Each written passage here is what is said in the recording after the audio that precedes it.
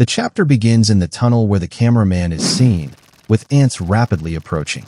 In front of the cameraman, an ant beast looms. The cameraman lowers his head, lost in thought, remembering his father. He mutters, "I can't believe the last thing I said to my dad was, 'Have you eaten yet?' If only he had known how things would turn out, he would have had more conversations with him." In his final moments, he closes his eyes, awaiting the inevitable attack from the ants. But unexpectedly, a sword pierces through the two ants rushing toward him, delivered by a shadow soldier. The scene shifts to the broadcast station, where the head of the station is visibly distressed. They've just witnessed their hunters being utterly defeated, and he can't believe it was all due to a single ant. How is that even possible? He wonders aloud. One of the staff informs him that their phone lines are about to go down from an overwhelming number of calls from viewers. The supervisor responds coldly. So what? Did they expect us to show the hunters being torn apart on national television? He mutters in despair. It's all over. We're done for. Just then, one of the staff members shouts, "Sir, someone has appeared at the scene." The head quickly turns to him, bewildered. "What are you talking about?" the head asks. The staff member urges him to look at the screen, and when the head does, he exclaims, "Sweet Mother of God." He immediately orders the staff to prepare for a live broadcast, though one of them hesitates, warning that without delay, they can't edit the footage if something goes horribly wrong. The head responds, "We've already stopped once. It can't get any worse from here. It's all or nothing now. We're going live, no matter what." On the screen, flashes Jinwoo and his shadows begin to appear. In his mind, the head realizes that their fate now lies in the hands of Jinwoo. The scene then transitions to Jinwoo appears in the tunnel, his powerful aura enveloping him after using his shadow exchange ability. Alongside him, all of his shadow soldiers, including his generals, stand ready for battle. It is evident that they too are releasing strong auras.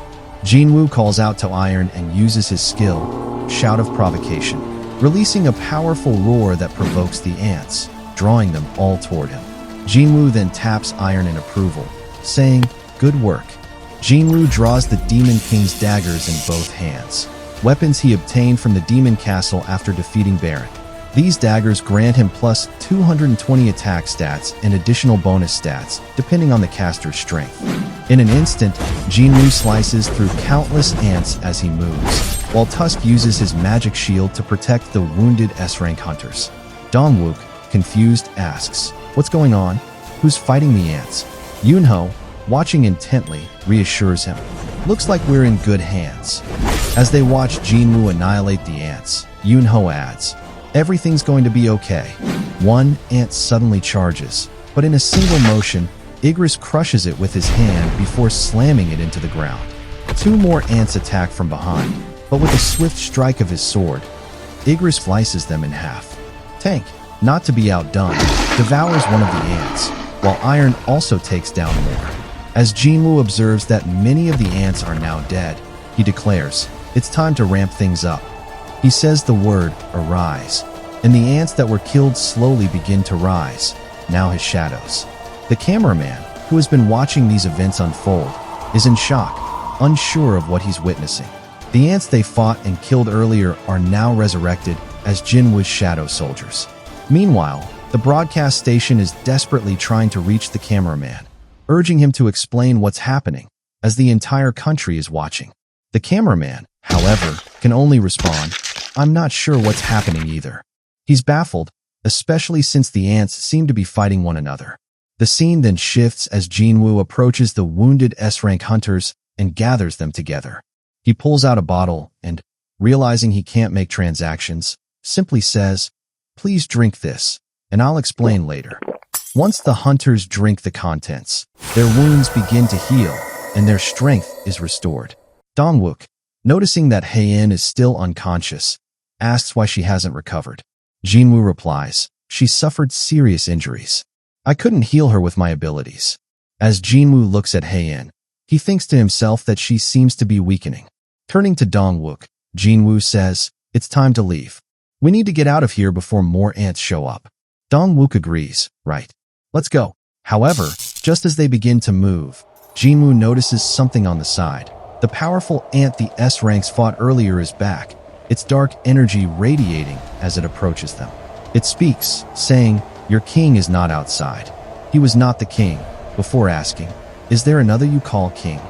Yunho, upon seeing the creature, mutters, "Has he defeated Gotoruji too?" Meanwhile, Dongwoo curses under his breath at the sight of the terrifying beast.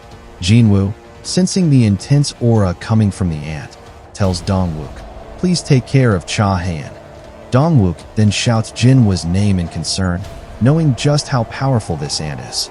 However, Jinwoo continues without faltering, thinking this ant is the reason I couldn't detect Goto Ryuji's shadow. As Jinwoo faces the powerful ant, the two are surrounded by an overwhelming aura that clashes in the air. The ant then asks if Jinwoo is the king of the humans. Jinwoo simply replies, "A talking insect? Huh." The chapter ends with the two standing close to each other, their auras clashing as they prepare for the next battle.